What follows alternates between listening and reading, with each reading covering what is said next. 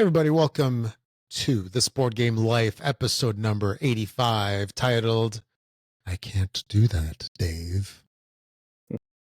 This is a show about movie references, apparently, games, board games, tabletop games, card games, anything we want to talk about from games and not games, I guess. I am one of your fine hosts for today. My name is Rob, and with me, as always, I got my good buddy, Mark. Mark, also known as Mark. Yes. Rob, good to see you, buddy. I think you're in this direction, or are you in that direction? I don't know how it's going to finally show up on the thing, but yeah, we are able to see each other. Oh yeah, you're over here. No, yeah, on my screen you're on not my side. there. You're here, unless you have your stuff flipped. I do not mirror my camera because then all the wording, then all the stuff behind me is backwards. Yeah, so I don't mirror it. Yeah, which means like I'm pointing here because you're here, but really you're not. You're over here, which is opposite of what I'm actually seeing. So that makes no sense to our podcast listeners. Exactly. But yes, we are back on video. It's been a couple of years since we did video. So we are experimenting with that again. And I don't think it's a trial experimentation. I think it's it's a from here on out experimentation. So hopefully everything goes so far so good today. And hopefully we don't have like a huge decline in listeners once they see us. or maybe we'll be booming after that. So anyway, yeah. So starting with this episode number 85, we are now on video as well as our normal audio format podcast. So the video is going to be on YouTube, right? On the YouTube channel. Yep. And then is that going to be on our webpage, on our website too? I don't know. That'll be up to you. Yeah, we'll have to figure that out. Actually, no, if it goes on YouTube, it's also going to be on our website. So you will have so many ways to consume the podcast. It is up to you, and hopefully you don't get analysis paralysis trying to figure out which version to listen to, whether it's the podcast through your podcast program on YouTube or on our website, which you have a couple different versions of, and who knows where else. I'm sure it's in a million other places as well.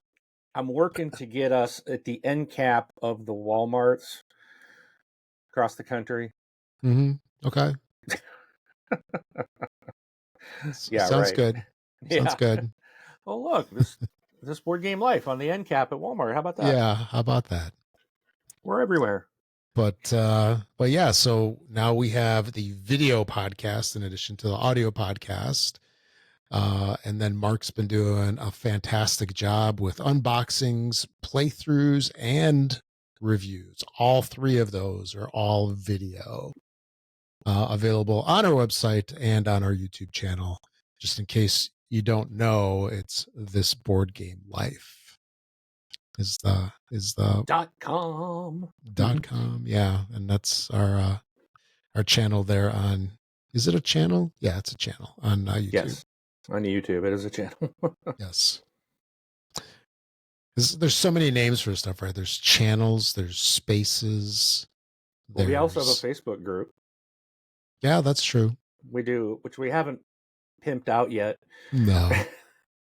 But you can find us under the same name on Facebook, under Facebook groups as well. Yes. So I do post the new videos.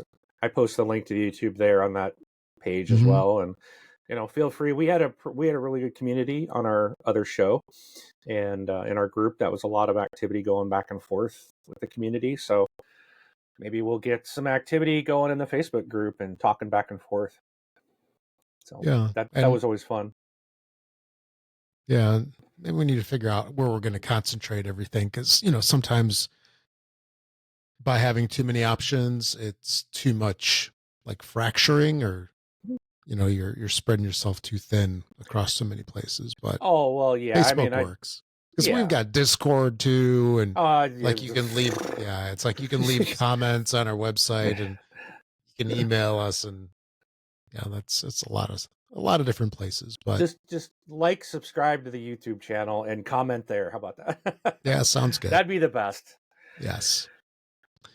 Forget the Facebook. You're right. I like it, just doing it at the YouTube. Keep it simple. Yeah. Or otherwise, then you need one of those services that just sort of joins everything together into one place. It's like, we can post it everywhere, and then we spend all our time going to 10 different platforms. Yep.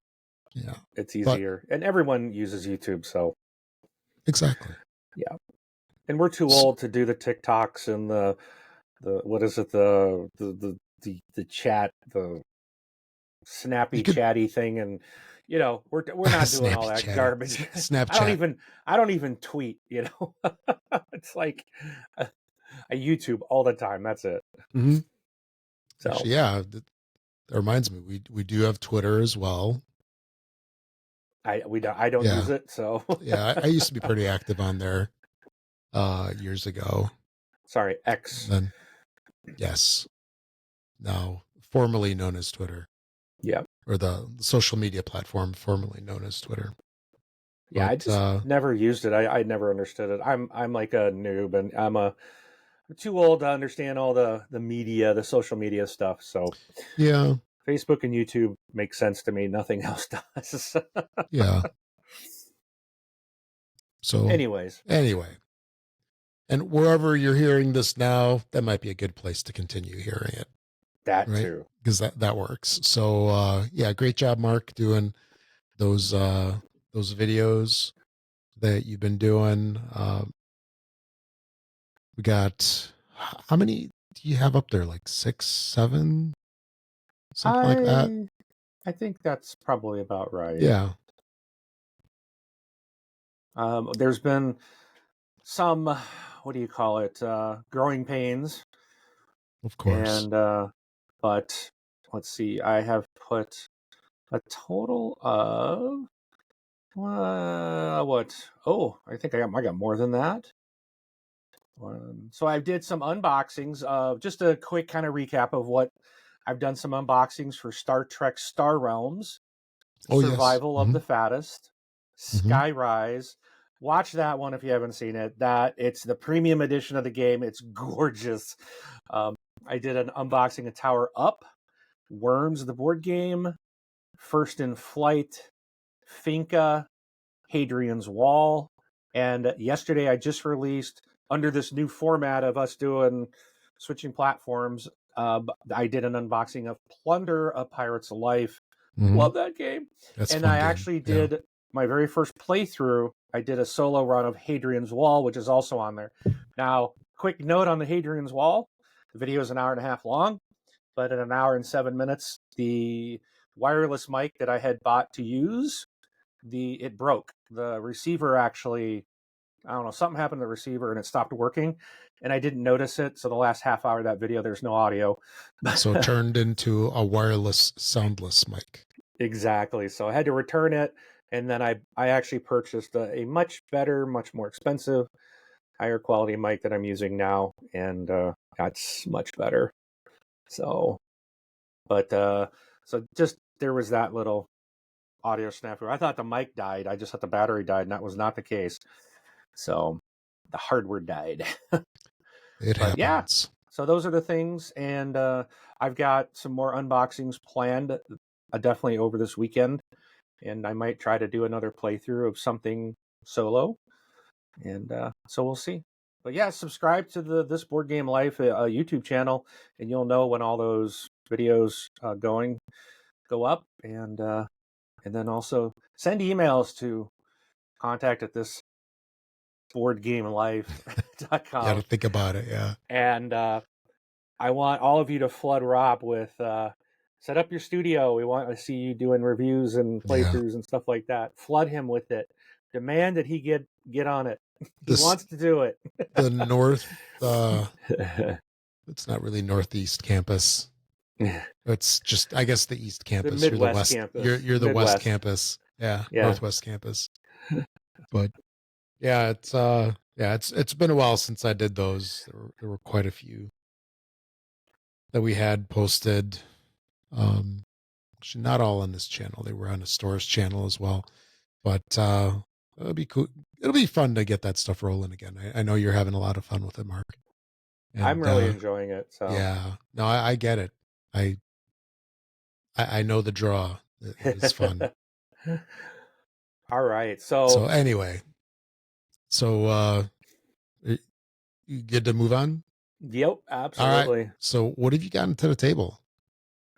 I did get quite a few things. I got a lot of new stuff this last 2 weeks.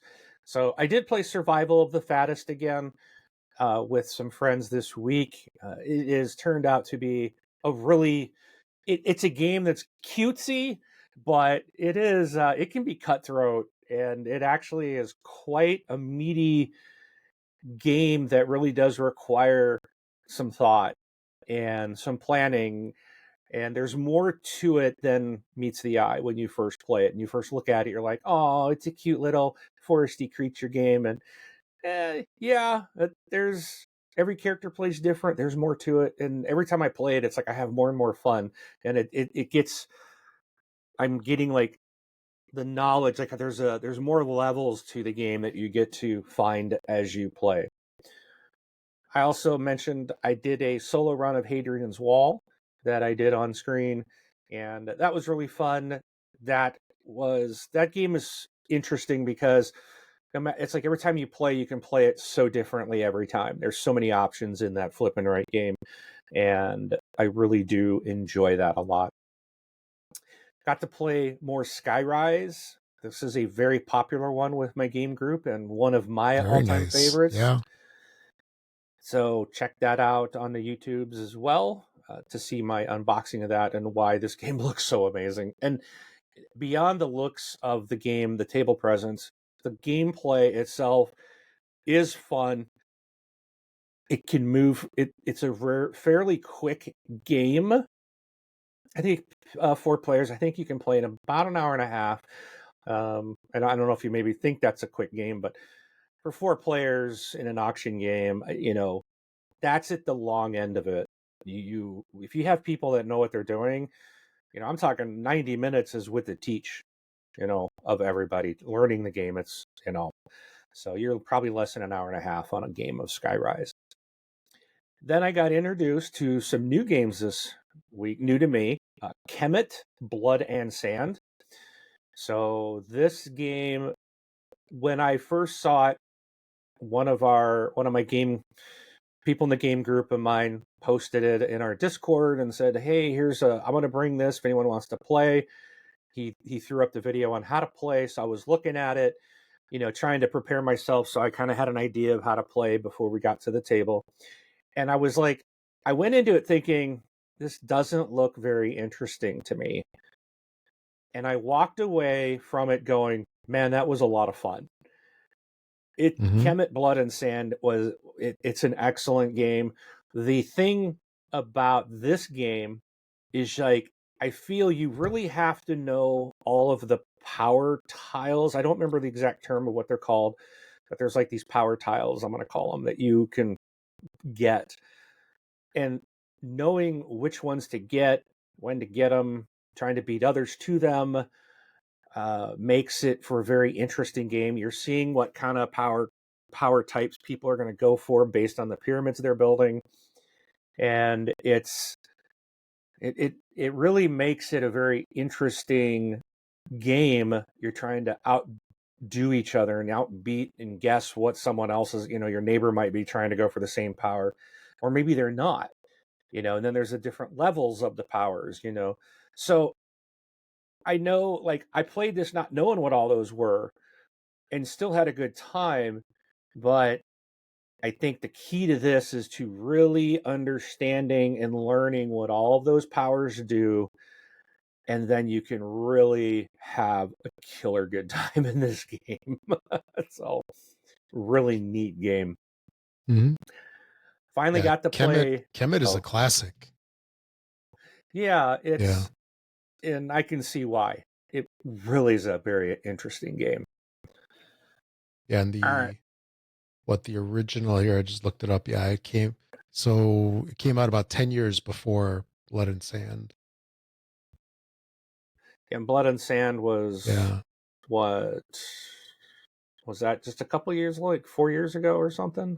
21. 2021. Okay, Yeah. so 3 years ago.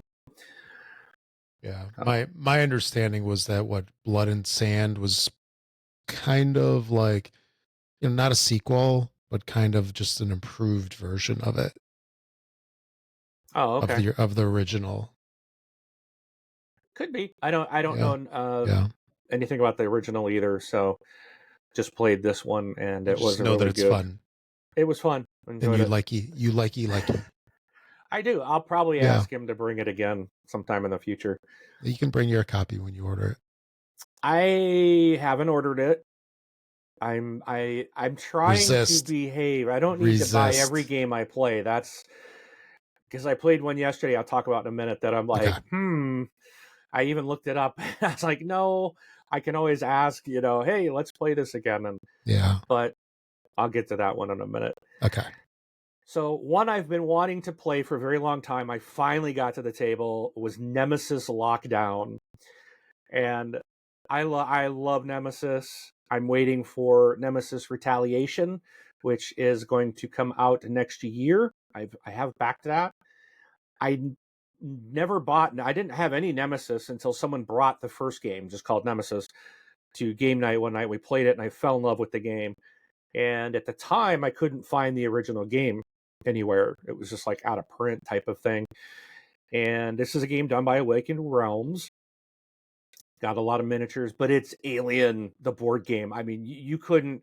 It is Alien, the board game, with taking all steps, I guess, to not get copyright strike because they're now on their third game of it. So Nemesis Lockdown takes place after the events of the first game, which was on a spaceship. This one takes place, excuse me, on Mars, and it adds some new things like lights and power going out. So you're fighting the aliens in the dark and things like that, which gives them you take more damage when you're in the dark. So you're trying to keep power on in the facility. There's different things that you need to try to do.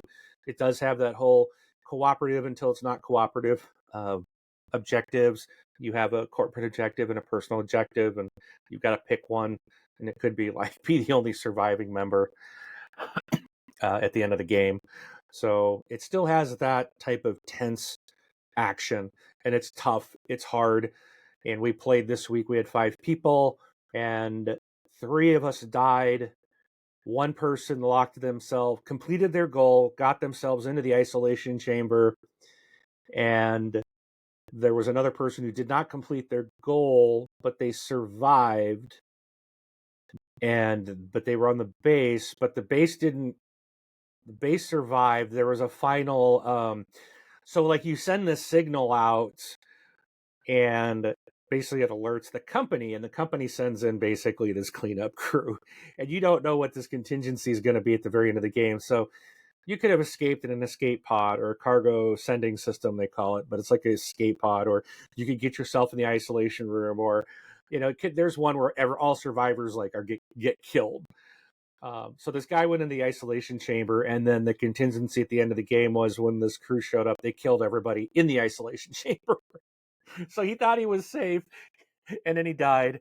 The guy that didn't get his goal accomplished was the only one that was alive and wasn't killed off. And then even after that, you got to look if you have contamination cards, see if you're infected.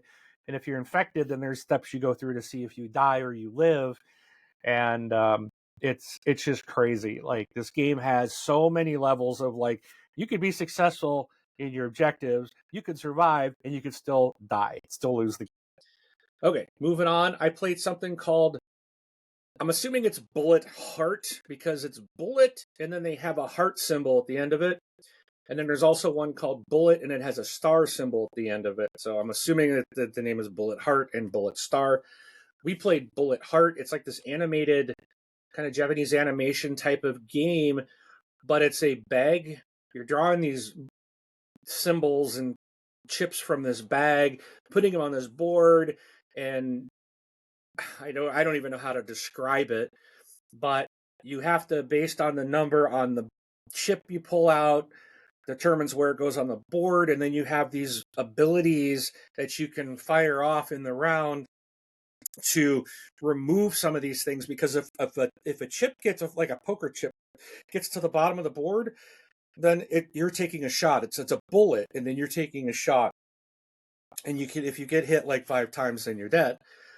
So you get these points every round, and you're drawing these things out, putting them on your board, and they have to go in certain columns based on the color, and then you have to count like the blank spaces down to the number that's on it.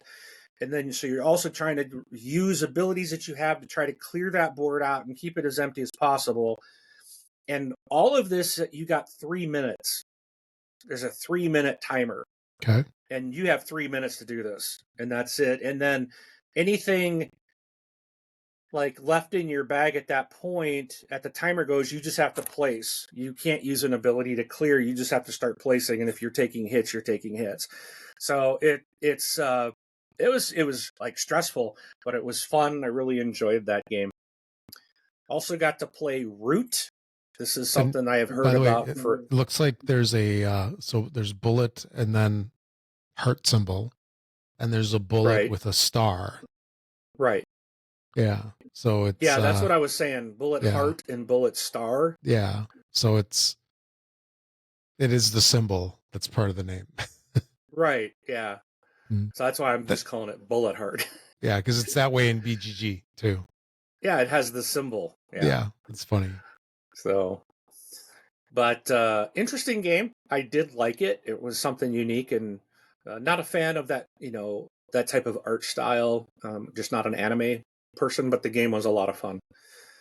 Then on to Root, talking about your cute little woodland creatures that are ferocious and vicious.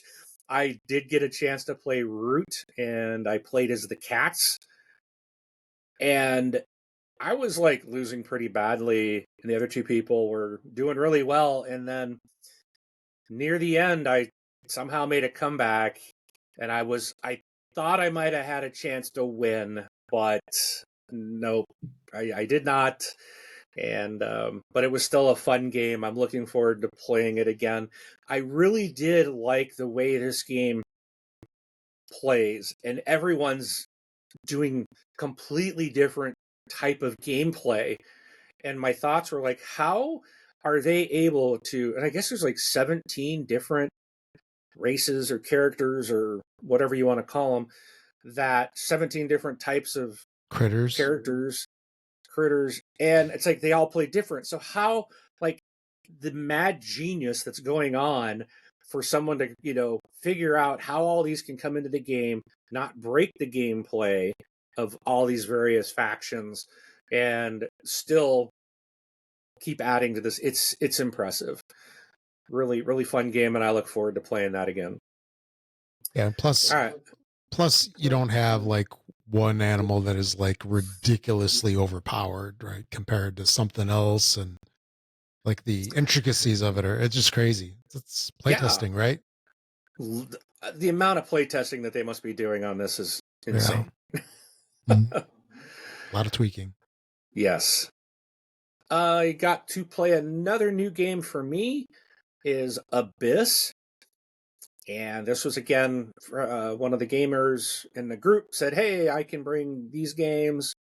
And he threw up I looked up some of the how to plays, and Abyss was the one that I was most interested in. And thankfully we did get to play it. This is a really very fun and interesting game.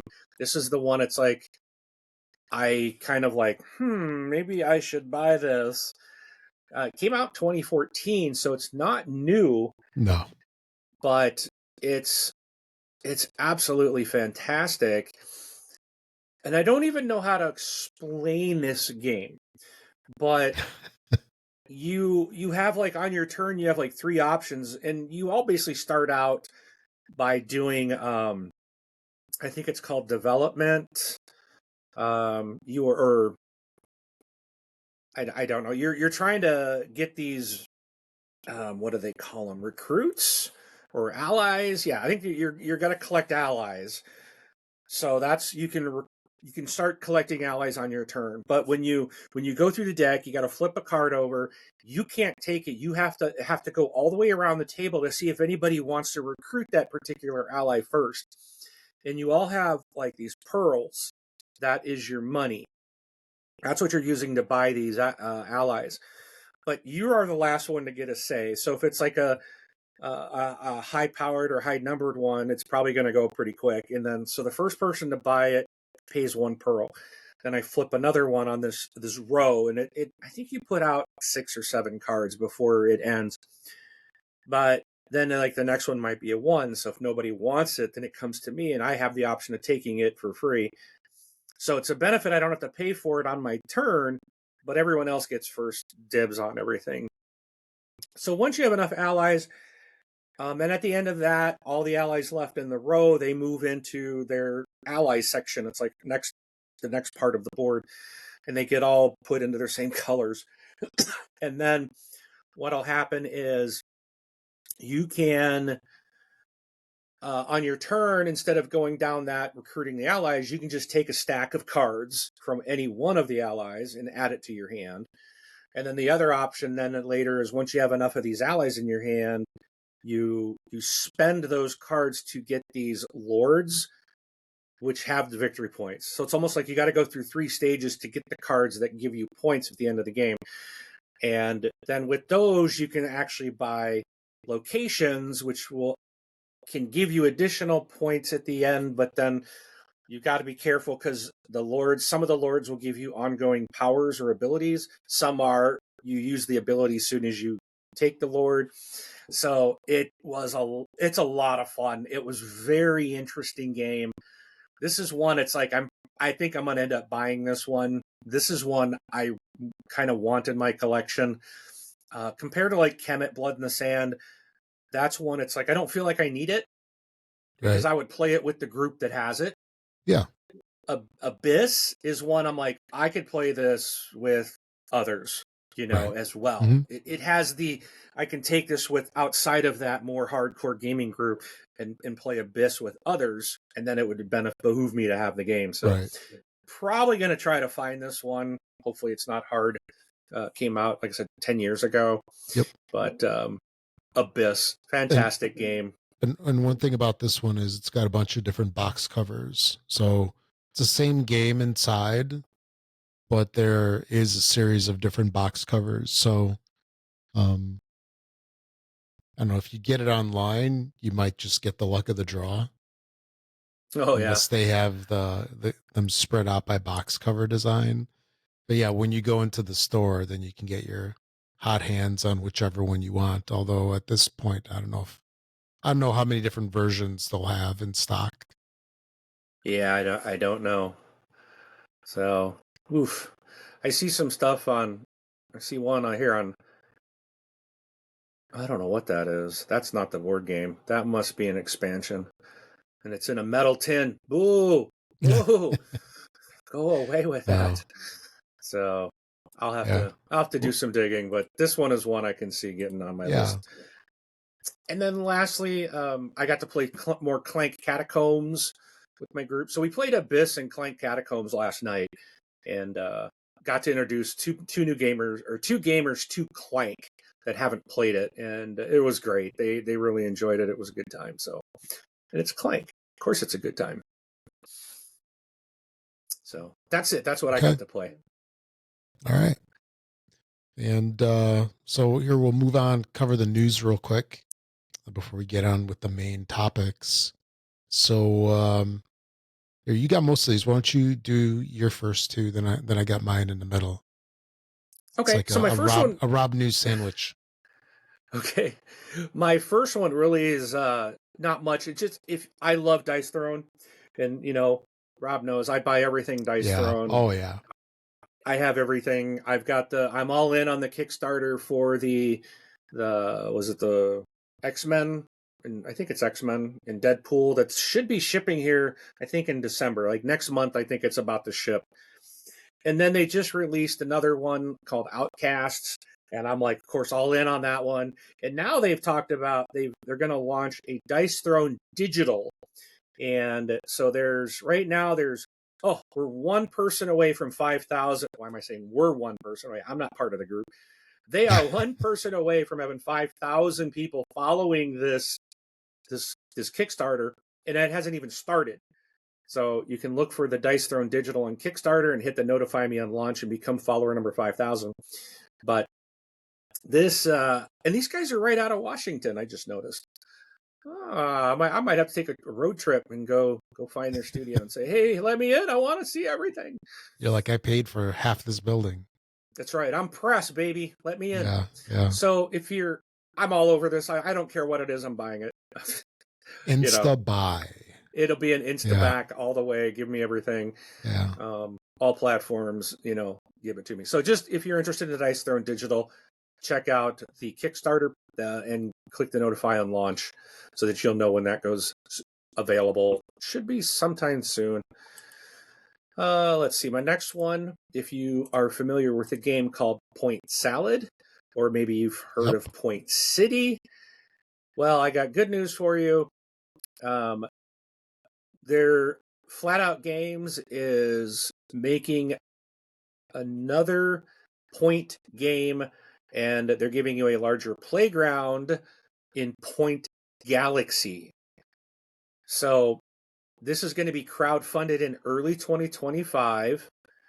And basically, kind of the quote here from them is you take any 2 cards from the dynamic market, add them to your expanding galaxy.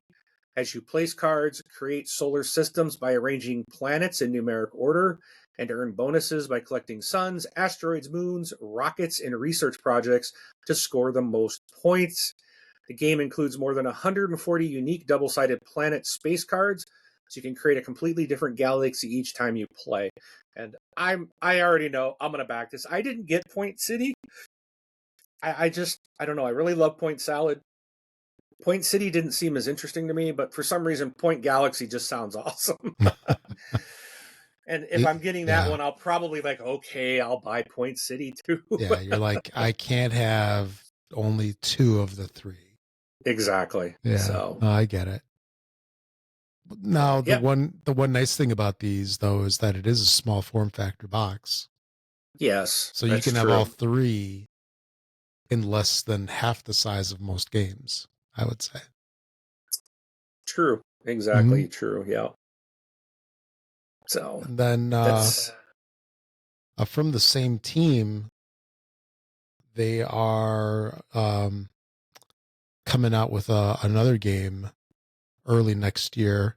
I don't think this one's going to be Kickstarter, but it's called Propolis, like the bee thing. So I'm actually kind of looking forward to that because I think they're Flat Out is a Flat Out / AEG. They make some good stuff, and I've been impressed with it, and I'm looking forward to their next one. Here, Molly Johnson. I've been impressed with. I've been impressed with the stuff they make. Yeah, it's the Molly Johnson, Robert Melvin, and Sean Stinkowich combo for games. Oh, and if you are going to PAX Unplugged here in early December, which I think it's Philadelphia, I believe. Yeah, yep. They're going to have both Point Galaxy and Propolis are going to be available for demo at PAX Unplugged this year. So if you're going to be there, you can go check it out. And if you do, take pictures and send them to us and tell us what you think of the games. Oh, yeah, for sure. Okay, one thing that I was kind of stoked about seeing was one designer that I really enjoy a lot of his games is Freedom on Freeze.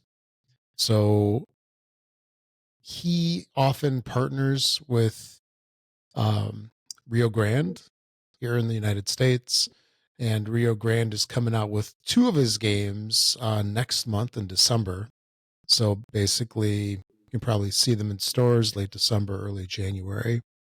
One is Free Ride USA, So that's set in the 1950s America. And this one, I could have sworn was, yeah, it's a follow up to the Free Ride game from 2021, which is set in the Europe uh, region during the 19th century. And then this is going to be in the US in 1950s. So with True Freedom and Freeze style, the game starts with an F and it comes in a green box. Big surprise. Yeah, Although, why is it always a green box? what's that? Why is it always a green box? That's like that's his thing, and I don't know if he still has it, but he usually had green hair whenever he was like at shows and stuff. So yeah, green and F's are his thing. Although it's free ride, not free with something else that comes the for that ride word. But I'm sure probably the German version is all F's. And then there's going to be an expansion for Power Grid. This is a relatively small expansion. It's Bremen, Manhattan. So 2 new maps. And looks like it's got an MSRP of $15. Not bad, not bad. Oh, and what else you got? did you see the very last line there? What? Power Grid Outpost. Power Grid's going into outer space. Oh, yeah. So that's going to be what, in December? Yeah. So cool. Yeah, and that's going to be retailing for $75. Playtime of 45 to 90 minutes. The Outpost? Yep. Actually, it should be in stores already. So it was hitting stores in October 2024 per this. Oh. Per cool. This thing that I just saw. All right. Maybe it got delayed. Anyway, what else you got? All right. So in Q4 of this year, which is currently, Ravensburger released Horrified Krampus, which is an expansion that you can use with either Horrified Greek Monsters or Horrified World of Monsters. But this has not rolled out without controversy, and they made a big boo-boo here. So what they said was, through November 15th, which is that's tomorrow, Ravensburger's offering Krampus free to anyone who purchases either of the Horrified base games. Either of these, either the Greek Monsters or the World of Monsters. But, and then you'll get this, but what people have been asking is like, what if you've already purchased these? And it's like, oh no, this kind of came out as like, we're going to give this free one to people who buy the game like now, like, in the first 2 weeks of November or whatever. I don't know when it started. It just, this article says through November 15th. But like, if people already bought it, then they're not qualified to get this free expansion. It's only for like new people. So it's like Ravensburger's doing this as an incentive to get people to try Horrified for the first time, or to buy one of the games they haven't yet purchased. But for those people that already love the series and have everything, this isn't even an expansion. This expansion is not available in retail. You have to basically show a receipt that you bought this and get it through the company, and they're going to send it to you for free. So now it's kind of like, well, people that have bought from day one can't get this expansion, and only new people to the series or people who are buying the game now can get it. And so this is like, some people are like, oh, I'm going to have to buy a second copy just to get this free thing. So it's had a bad PR effect. It's not gone well for Ravensburger. And they are, last I heard, they are discussing how to try to resolve this. They recognize that they made a mistake. They're trying to learn from it. They are working on how to resolve this. So this might end up being something that they end up eating the cost altogether and just say, request your free copy and we'll send it to you. I don't know what they're going to do, but it's ouch. Ouch, ouch, ouch. Bad PR. It comes down to how bad do you want it?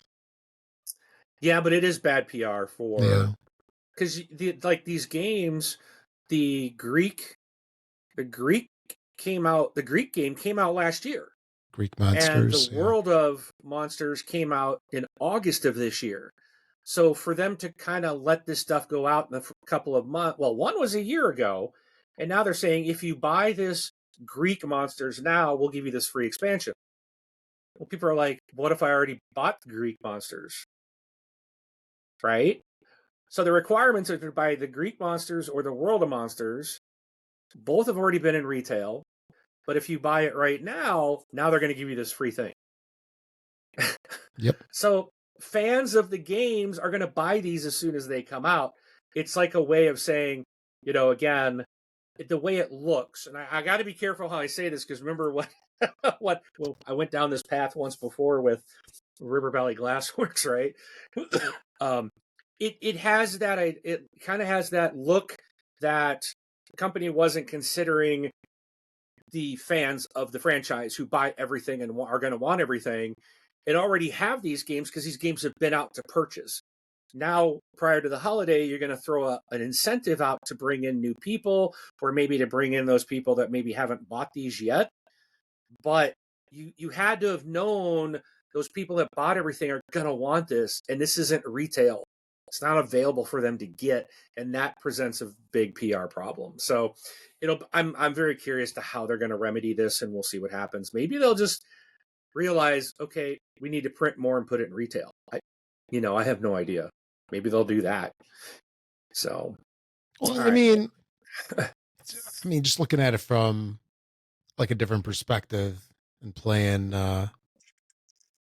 what the devil's advocate or whatever. Okay, let's say you have some kind of packet inside a cereal box. So you get your box of, I don't know, cornflakes, and it's got, I don't know, some kind of toy in there. And you're like, well, I bought this box of cornflakes 6 months ago. I didn't get a toy. What, I have to buy another box of cornflakes to get this toy? Well, yeah, you do. And good point. That's a valid, it is a marketing thing. Yeah. So, but, I get it. But you're not collecting cornflakes. Well, maybe I am. I like my old stale cornflakes. I think the thing with, the company did recognize they made a mistake, and they're, they are working on a solution. And again, I have nothing against Ravensburger, but I have one of their Horrified games. I like it. It was one of those that I didn't necessarily feel like I needed to buy them all, but I think they are good games. They are fun to play, and I can understand why people would be upset, because it's something free and you want it all. It's just, if Dice Throne did this, if Dice Throne's like, oh, if you buy the new Battle Chest 1, we'll give you something free that you can't get anywhere else. I'd be like, I already have that. I'd be freaking furious. I'd be really upset, because I'm a huge fan of that franchise. I want everything I can get my hands on. And in a way, this kind of hamstrung that. Now, I don't think it was intentional. Maybe they're like, oh, this will be good, because it was probably a marketing. Hey, let's do this, and it's Christmas coming up. Let's add the Krampus, a little mini expansion we can hand out for free to people that buy these games to drive up sales. And that's what it was. That's probably all it was. And no one was like, wait a minute. You probably didn't have anyone in that group that is a game gamer. It was probably just like the suit, but this is their job, and they're not thinking of it like a gamer. We're like, well, I want this. So we'll see. I'll keep, when I hear more, I'll report back. All right. And then the last one before we get into our topics, I need to preface this. This is not a political topic or discussion. Okay. This is the only reason I'm bringing this up is because there was an article on Polygon that could potentially impact gamers. And so I want to read this. And again, this is not a anti anybody. This has nothing to do with it. It's just insert president here, and if they did this, this would be the impact to our beloved hobby.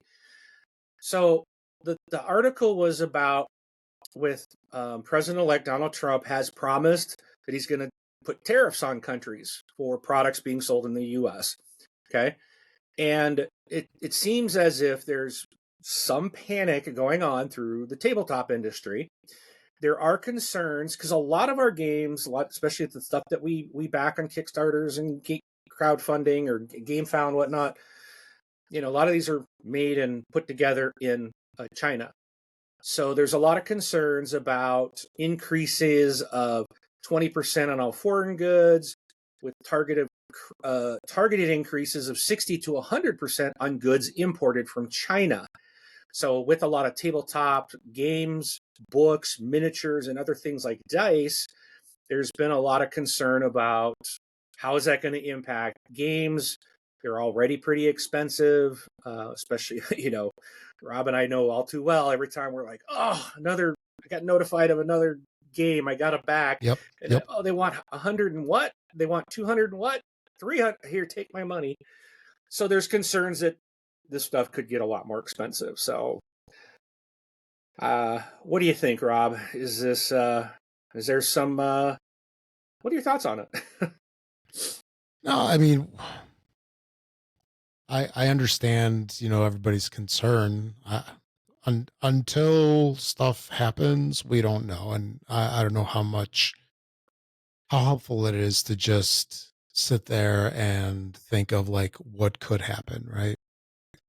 But I think from stuff that I've seen, I guess it's an incentive to bring manufacturing here to the United States because a lot of countries do have tariffs from stuff from other countries, and I get it. There's very many reasons for it. I don't think it's really meant to punish anybody, but there are reasons to do it. And we've had stuff in the past that has affected the hobby, like shipping. Like a couple years back, there was like a big jump in the cost of the post office and the cost of sending stuff across the ocean. And I don't know fully how much that affected things, but this isn't the first time that we've been um affected by political or who knows what purposes, right?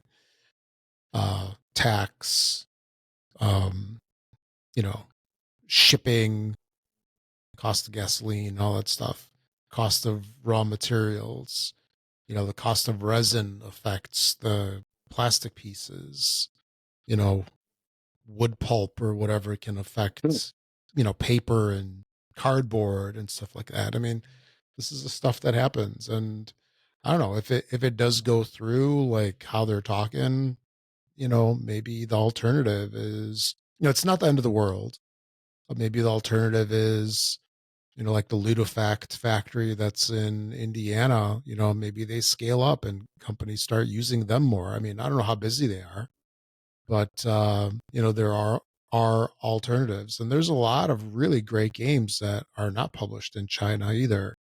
They're published in Germany and Poland, Czech Republic, who knows where else in Europe. But do I want to see the cost of my games go up a certain amount? Not really, but I mean, they have been. We've games been used dealing to, with yeah, that the last 2 years, 3 years. Prices yeah, have been going up. exactly. And we'll see what happens. Um, hopefully it's not to the point of where, it won't stop games. It absolutely won't stop games. But, we'll need to see what happens before we fully freak out. What do you think? Yeah, I mean, this article goes on. They talk about a board game developer. I'm not going to say names or anything, but Yeah. they cite in this article, the game, the person, saying how much money they raise and saying this is going to cost me. If this happens, it's going to cost me this much money, and I won't be able to sell games in the U.S. and I may not be able to make them at all. And I think that's just a lot of hyperbole. You know, even if a tariff comes, you don't know. Because in here they're like, I want to be charged this much money. Well, you don't know. You don't know. You don't know if that your country's going to get hit with a tariff. And it depends. And everything that this country said, look, yeah, well, that's going to take it more political, but it, you, it's not. I agree with you. It's not the end of the world. You know, all sorts of things. You listed off a ton of stuff that has impacted the cost of board games. Everything has gone up in price, and if those types of things come into play, then there are other things that, like you mentioned, maybe jobs will come back to the U.S. Maybe we have factories Maybe. here; they'll get spun up, and if if taxes are going down and stuff like that, then maybe we can have companies can start employing people here instead of in other countries. Because I mean, the cost of shipping, we've seen that. I've seen that just when some of my Kickstarters they're talking about, hey, we're going to have to charge more for shipping, and it's like, because we charged you 2 years ago and now they've gone up. Well, like, not my fault, you know, Right. and If you came that's out with just the game sooner. yeah, why. It, Yeah. yeah, and it's like, why am I paying retail and shipping? Well, that's a whole nother story. Yeah. Yep. But I know. so, yeah, it's not the end of the world. I don't think, you're going to have these people say it's not going to impact you. You're going to have these that are going to say it's going to be the death of the industry. It's always somewhere in between. It probably will be very minimal of change. We probably won't see much of an impact. If it's going to kick my $150 Kickstarter up by $5, I'm going to pay the $5, right? It's not the end of the world. Now, it's not going to turn that $150 game into a $300 price for me. It's not No, going to I do that, no, I you would know. think that $300 game would, if that's what its original price was going to be, the developers, the publisher, whatever, they're going to find alternate means, right? They're not Yeah. necessarily going to go with, let's say like these massive miniatures. They'll do something else to reduce the cost because, I mean, that's what they're kind of doing now to some degree, right? They're looking at the components. They're trying to see what they can do within a certain price range, right? Because I mean, like if there's a miniature, like you can have a 10-inch dragon miniature in a game, right? Yep. That increases the cost of the game by $50. They decide if they want that or not. And if that miniature costs more, maybe they'll make it smaller or they'll source it differently, or maybe it won't be a miniature. Maybe it'll be one of those cheap standees that fall over all the time. It just, their manufacturers would pivot. And I'm not trying to do any kind of defending of these policies or anything like that. I'm just trying to think outside the box. It's kind of like they're not I, going to necessarily do the same thing that they'll do. They'll just change their process. yeah, Some, they yeah. might start using AI art and everything. That might be a good thing to talk about. So Is that a segue? if it's not, thank you. Yes, it Yes. was. If it's not tariffs destroying the board game industry, it's it's AI art. So in today's topic of AI, which if and anyone knows how our title relates to this, write us in or send us a message. I'd love to hear from you. Um, AI art. So there's an article. One of them. There was a couple I saw this week. One of them where it's titled "It's Theft." Root artist Kyle Farron on the slop of AI art and why publishers using it are devaluing all of board games as an industry. So I think that's kind of interesting. I actually didn't make that connection between these two until we were talking. And you're like, they'll find other ways to cut costs. I was like, oh yeah, get rid of the artists and use AI art, which is also ruining the industry, according to these articles. So I was curious about your thoughts on the use of this, because I got a couple articles here that I pulled up. So so you've got the artist. Okay, so this is an artist, Kyle Farron, who did the art for Root, which I think is fantastic. It's really good. It's really good artwork.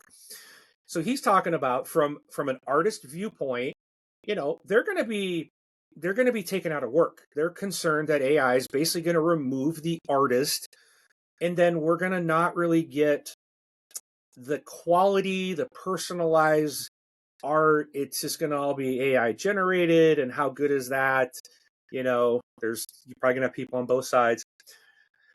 So there's that, and they're worried about artists and illustrators in this space. And then on the flip side, the other article, it says it's titled "Star Realms maker Wise Wizard Games defends using AI art in new projects, and board game artists call out ethics of decisions." So I think it's interesting, as we're talking about earlier, about tariffs and costs going up and companies having to find ways to cut. And a lot of companies now are starting to use AI art and AI and other things too. I think there was one about, I don't remember what the game was, but I think there was like an AI. They were using AI to generate a story for the game. And a lot of these games now, and I hate these games that have like an app. If I see an app, I won't even buy the game. I'm like, nope, because the app never gets supported long term. If you have to have the app to play the game, then I don't want the game. Now there's things like, what is the one I got? Dungeon Saga Origins. You can use an app to like read the story intros, and it's kind of cool. But that's fine. That's not required. I can just have this dude in his cool voice, read this stuff instead of me making it. Talking about me? No, not talking about you, Vin. Oh, okay. Right. But yeah, I don't. So you've got people again on both sides. It's going to be good. It's going to be bad. It's probably somewhere again in the middle. It always comes down to somewhere in the middle. But I'm curious what you think on this particular thing, Rob, of AI art in board games. Yeah, there's a couple of angles from this. I think a lot of it stems from like AI. Is it really AI? Not really, because one way to look at AI is it's a really fast Googler, and it spits the results back to you. So the premise of stuff as it is today is basically AI does not create anything new. It just copies what's already out there and blends. Let's put it that way. Doesn't matter if it's art or if it's if it's being asked for information or coding or whatever it is. It's not making anything really novel and new.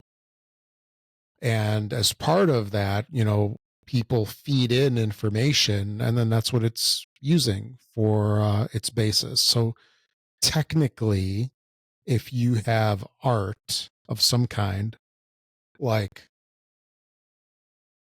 let's say drawings of dragons, I'm just picking that arbitrarily, you would feed in pictures of dragons so it knows what a dragon looks like, and then you say, hey, draw me a dragon, and then it'll draw this thing, which is some kind of culmination of everything else that it's gotten from before, everything that was fed into it.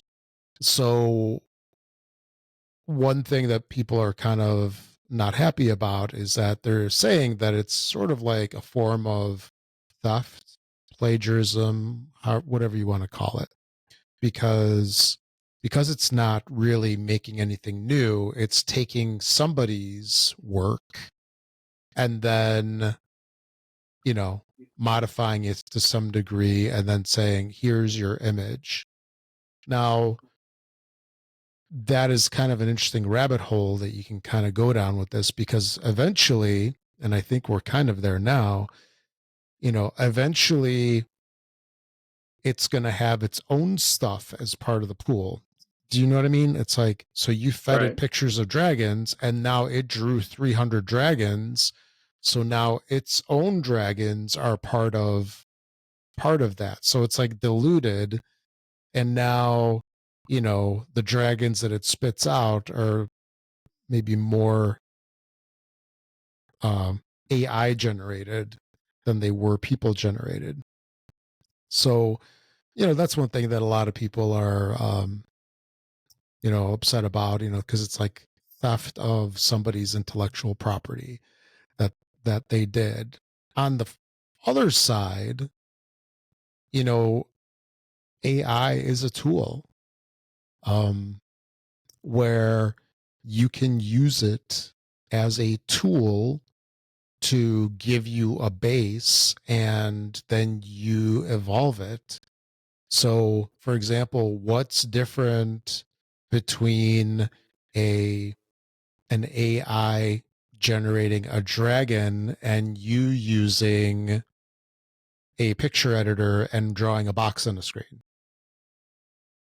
Do you know what I mean? It's like, you didn't draw that box. The program did it for you.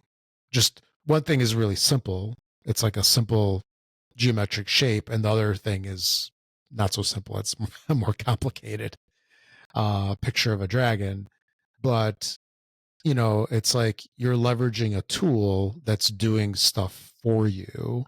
And I know that there are some artists out there that will use, and I think it's actually a skill, to generate images, which they then go on and improve upon. They might add things to it by hand, or I think it's also a skill to have AI generate stuff for you, because not everybody can do it. Like what do they call them? Prompts, I think. To like think up of like good prompts and have them be actionable and stuff like that. That in itself is a skill, and it's not super easy. Like, I've messed around with some of these apps, and I had like very garbagey results, and not too happy with them, and so forth. So there is some skill to come up with some really good AI images. And there was something else I was going to mention as well. Like, well, what if, oh, I know what it is now. Like, what if you have pictures of dogs? Okay. So, like, Mark, you draw 20 pictures of dogs that you do yourself, right? And then you feed them into an AI, and then you have the AI generate some more pictures of dogs. That's technically your stuff, right? It's not stealing from anybody. It's using your stuff that you did and then just multiplying it. So now you have freak dogs, various mutts. Right. There's so many angles to this. I mean, I said a lot. Here, let me let you talk for a little bit before I keep rambling for another half hour. No, you're fine, because I honestly, I don't know really where I stand on it. I've seen AI in my own work starting to come in places of like just taking notes in a meeting. You're in a Zoom meeting and you can turn this tool on now, and it'll spit out like meeting notes. And I've looked through them. I'm like, well, these are kind of, some of it's interesting. Like, I'm going to share this. So Rob and I were in a work call, and we were just, it was after hours. We were just going through some stuff, And I was like, Oh "Hey Rob, yeah. I'm gonna turn this on. I want to see. I saw someone did this earlier, and I just want to." So I turned that AI thing on just to record while we were talking and going Mhm. through some work stuff. And at the very end of the call, Rob's like, what is it you said? Like I action item yeah, mark to because give you $100 or something. yeah, because they do meeting notes, summaries, and then action items usually. Yeah. So he's trying to be funny. So I thought it was funny. He's like, action item mark to give Rob $100. Well, then when it spit out and I got the results, like the report or the meeting notes later on, a couple hours later, I was looking for that at the end. It said, and they joked about Mark owing Rob $100. And I was like, yes, it was smart Ooh, enough to know it was a joke. So that I thought was impressive. It didn't just go action item, Mark, pay Rob $100. right. So I thought that was impressive. That part was like really like, whoa, it's smart enough to know it was a joke. But going through the rest of the stuff, it's like there's stuff kind of all over the place. Right. It's I know it's in its infancy, and it is impressive for what it is, at least for the meeting note portion. Okay. That's been my experience of AI. And now the other part that I'm going to have tonight after the show is done is using AI to edit this audio video. And and in my original testing, it's pretty neat. I'm going to see everything we've said is going to show up on the screen for me. And I can find, oh, here's where I messed up. I can highlight words and delete, and the AI will actually delete the video and the audio and put it all together and just like that. Like I don't have to go magic. and find it. I don't have to go cut here, delete this, drag this back over to it. It's just like, oh, here's where I said it. Cut this out and it's done. So that's my experience with AI stuff so far. And even even with the editing, there are some parts you still got to double check what it did. Because when I was doing my little test earlier, I was like, da, da, da, da, da. Okay, then I find it in the script, I cut it out, and it cuts it. But in the video, it might have left a little bit of the last da on Yeah. there. So I have to, I have to look at the time, the waveform or whatever in that timeline and trim it out a little bit more. But it took out 99% of the work effort, which was nice. When it comes to art,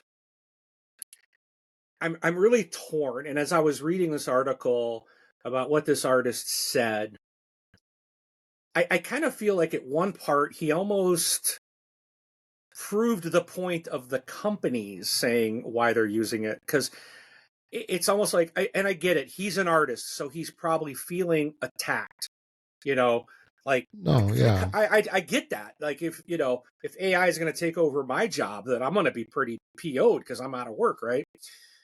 But when he starts to talk about, let's see, where did he state this?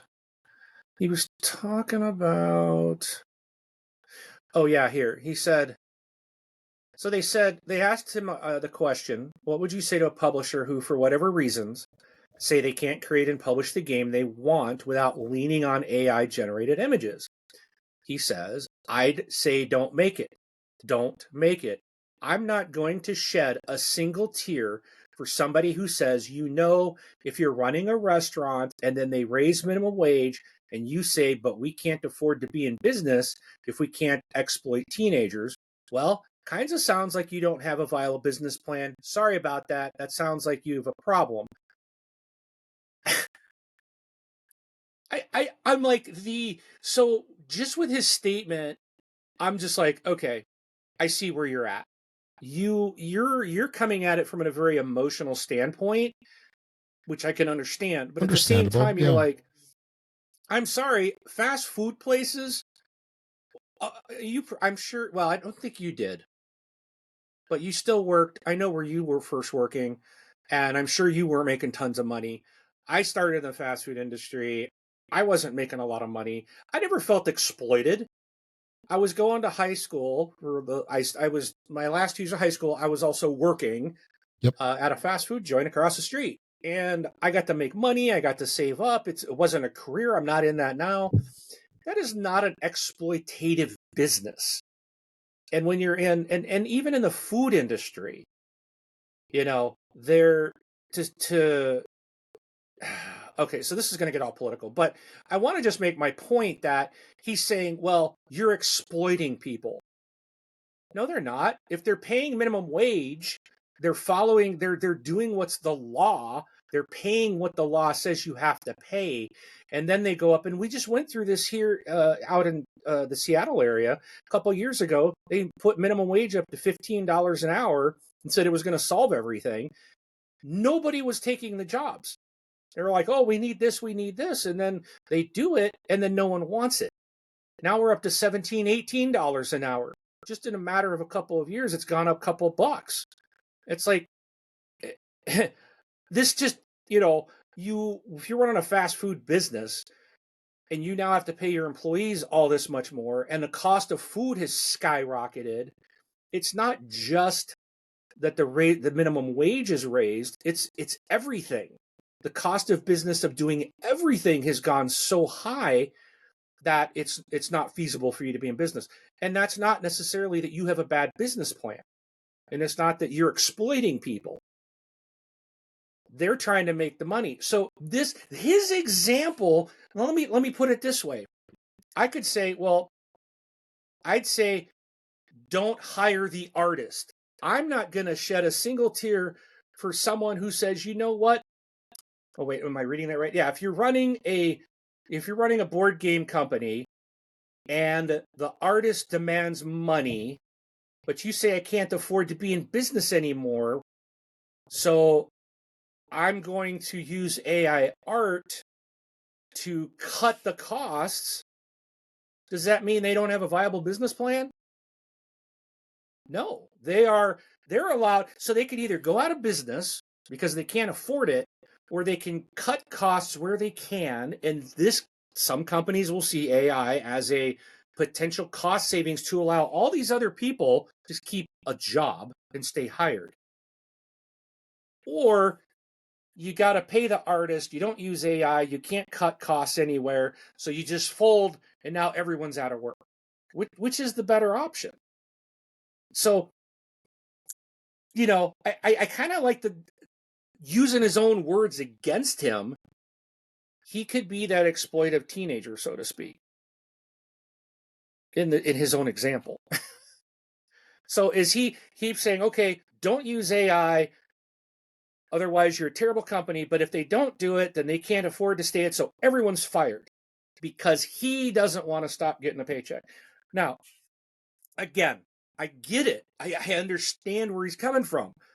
But at the same time, it's a bigger picture, and it's not all about one person. So, and I'm not trying to hate on this guy. He does some great work. He also did the art for Oath and for Arcs. Okay. Yeah. So again, I'm just like, I might be getting a little emotional. I have nothing against this guy. It's just because I can see it from both sides. Oh, absolutely, yeah. I think that's the problem, and I feel for the individual, but I also feel like the company, if it's not going to impact the board game, and they can keep their company alive by finding ways to cut costs, which every company does, mine's doing it, then isn't that better overall for everybody? The consumer still gets a good product. And I'll say this. As much as the art looks nice in Root, it wasn't the art that makes me want to play the game again. I got to be honest. It's the game. Right. The gameplay, the design of the game, the way it plays had nothing to do with the artwork. But that's me. There are a lot of people that really are drawn to art. So I'm not against, and you and I have a shared friend who is an artist, Mr. Camacho. Yep. That's his bread and butter. He's not in to my knowledge, he's not in the board game industry. He wasn't the last time I talked to him, but he does art, and he's very talented. So when I was thinking about this earlier too, I'm like, how do I feel about my friend being impacted? I don't want him to go out of work because of AI. Right. And I think that would really suck. I don't want anyone to be out of work. Right.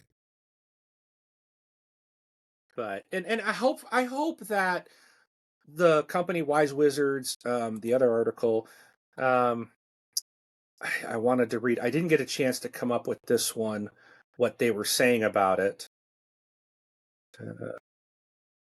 Yeah. So they had a game which kickstarted and they used AI art Right. in it and made like all these like unique cards. And, you know, in their particular, I guess, situation, they had 321, I believe, like over 300 individual pieces of art, which they generated. So, you know, time savings, affordability, you know, whichever way you want to look at it.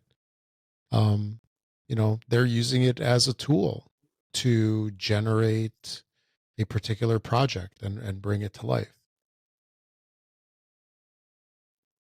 Right. And yeah, there's that line. Yeah, they would have had 17 pieces of art compared to the 321 they were able to get in that time frame. You know, Mhm. they're probably not all bad. Yeah. um, Or how do you feel? I'm kind of taking off on a little tangent here. How do you feel about certain like publishers or organizations just outright like blocking the use of AI, saying like, you know, if you use AI, we will not publish you, we will not sell you, you know, whatever the situation is. Like, I'm how do against that. you, yeah, Totally against it. You know, and that try not to be political, no, but well, we live in here in the US, we are quote in a free society, right? We're supposed to have freedoms to choose. This is a tool. If a company wants to use the tool, then they shouldn't be penalized by a publisher or distributor or whatever saying, nope, we're not going to let you sell this through us. I mean, fine, then go find someone else. Someone will publish it for you. And, you know, maybe that's what needs to happen. So if someone doesn't want to publish it, then you take your business elsewhere and it becomes this huge success and this other company lost all its money and they see that. And oh, I guess we should have done it. You know, because that's what it comes down to. It always comes down to the money. That's all it really is. So when a company is saying, well, we're not going to publish this, and they put out these big PR things, and it's just garbage coming out of their mouth. It's trying to make us look, we care about the environment, when really all they care about is how much money is in the account. How much money are they making? That's it. And that's really what everyone needs to be concerned with, because that keeps jobs. The more money you have, the more board games you can make, the more people you can hire. You know, that's so these companies, no matter how much they talk about what they care about the gamer, they care about the world, they care about the environment, they care about the climate, they only care about the bottom line, because if they don't make money, they're out of jobs. Period. That's all it is. And it doesn't matter what part of the world you're in. They're a company. They're in it to make money. It's just like with us on our previous show. Sometimes we get emotionally wrapped into it, and it's like, oh, my platform's better than your platform. It doesn't matter at the end of the day. Is your platform making money? Can they continue to exist? Can they continue to expand? That's what matters. yeah. So Going to the next level with this question, for the companies that do permit it, do you think it's required or it's advisable that they have notices this game contains AI art or AI music or AI whatever? Does it matter? To me, no. Yeah.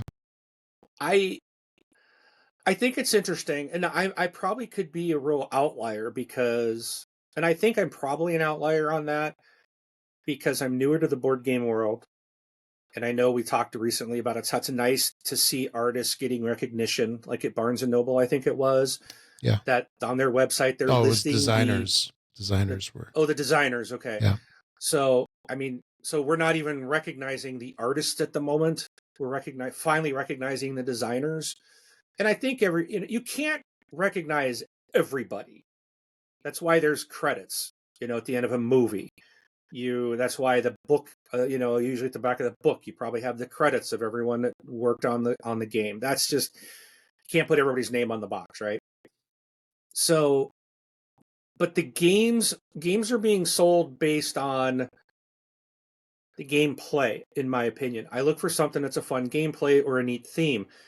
The art really has very little impact on me about whether I like the game or not. I have played stuff that I thought looked ugly and it was a fun game. I'm like, ooh, this is cool. I got to buy this. Right. I've seen stuff that's like amazing looking and I'm like, I'm bored, or this is a terrible game, or so. It's all glam, little substance. Yeah. Music, it's a board game, so it's not won't be music, and unless it has a digital app or something. Hey, or like dice throwing coming to digital. Yeah, there's some games with music.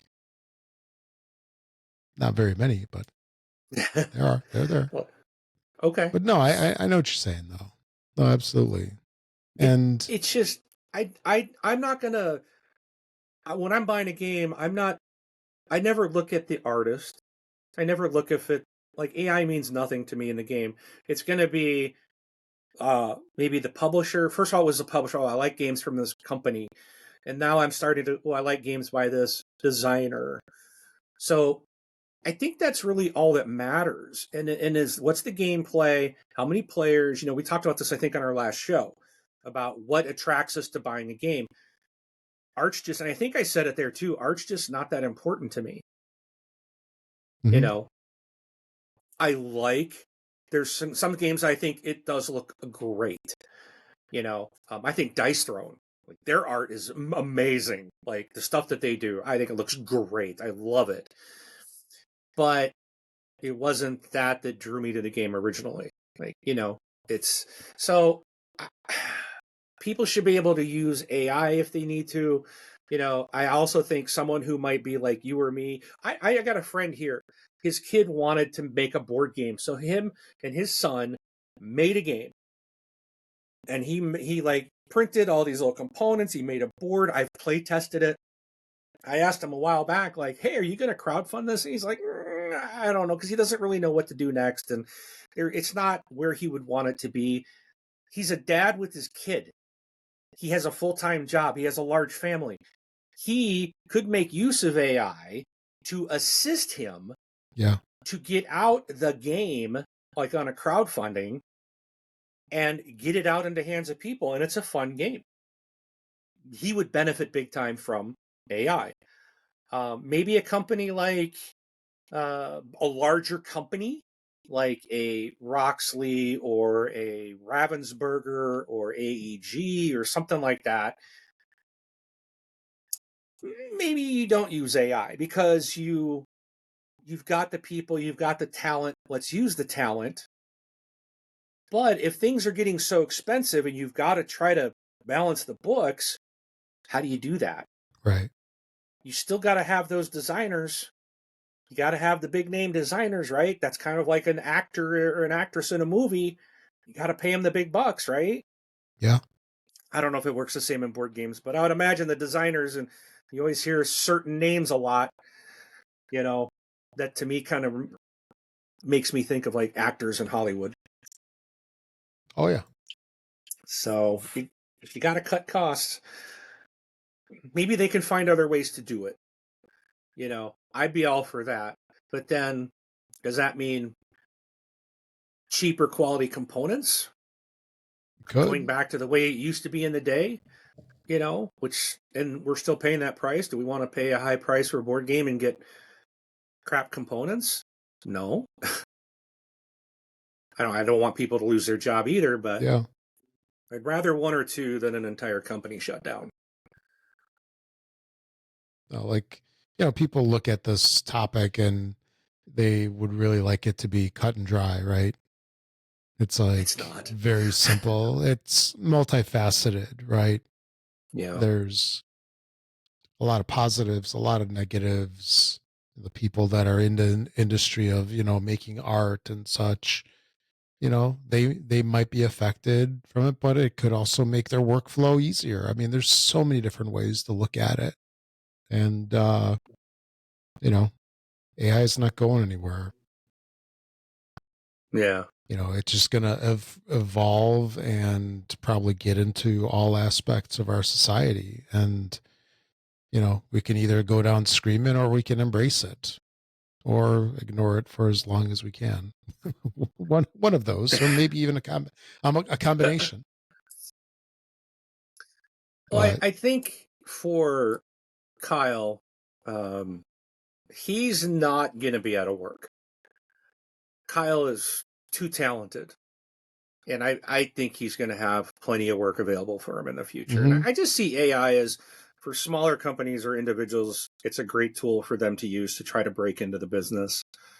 And I do think that if a company uses AI art and it is really bad, it could impact their sales. I mean, if that's all they're generating, it's all AI, you can tell it could impact their sales, and maybe it's not going to do so well because people are like, ooh, this looks terrible. Mm-hmm.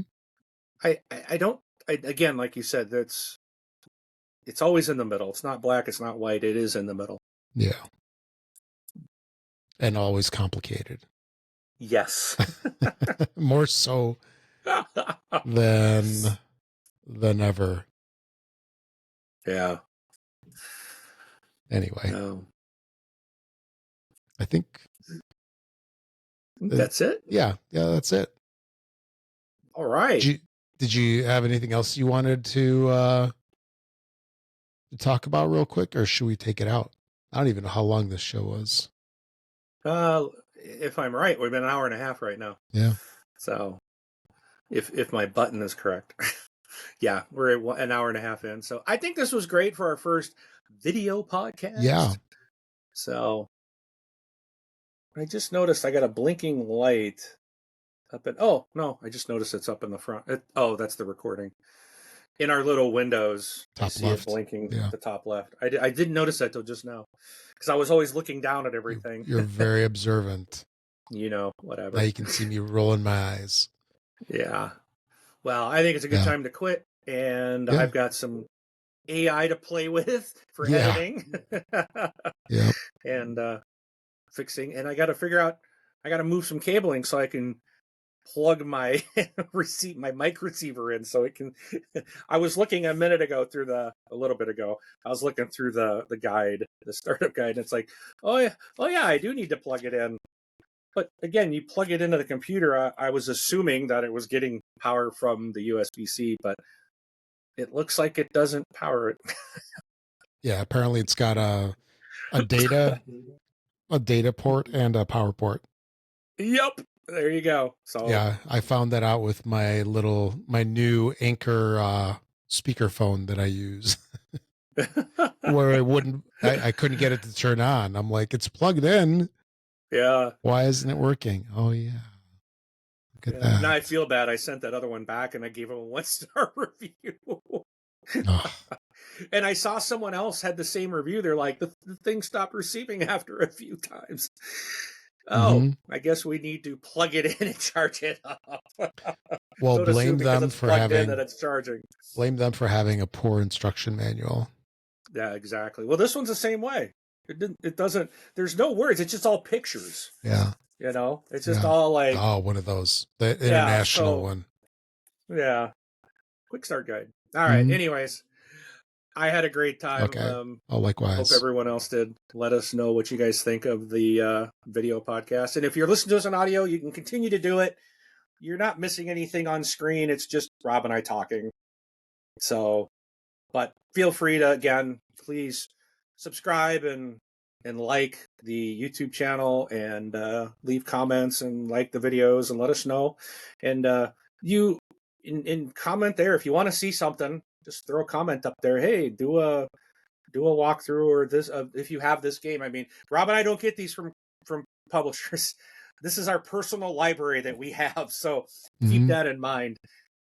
We will obviously, as my new Kickstarters come in, I'm going to be like, boom, here's what I got. Yeah. I'll jump all over those, but that's why right now you're getting some older stuff. But you see what's behind me? That's a recent Kickstarter that came in, and that's going to be my next unboxing, going through all the Deep Rock Galactic upgrades from the latest Kickstarter that just came in. So I'm going to do that next, and probably that should be up by this weekend. All right, that's all I got, Rob. Awesome. Okay, so that's it for episode number 85. Yeah, 85. We'll catch you all in 2 weeks. All right, I'm Mark, and we'll see you all later. Thanks for watching.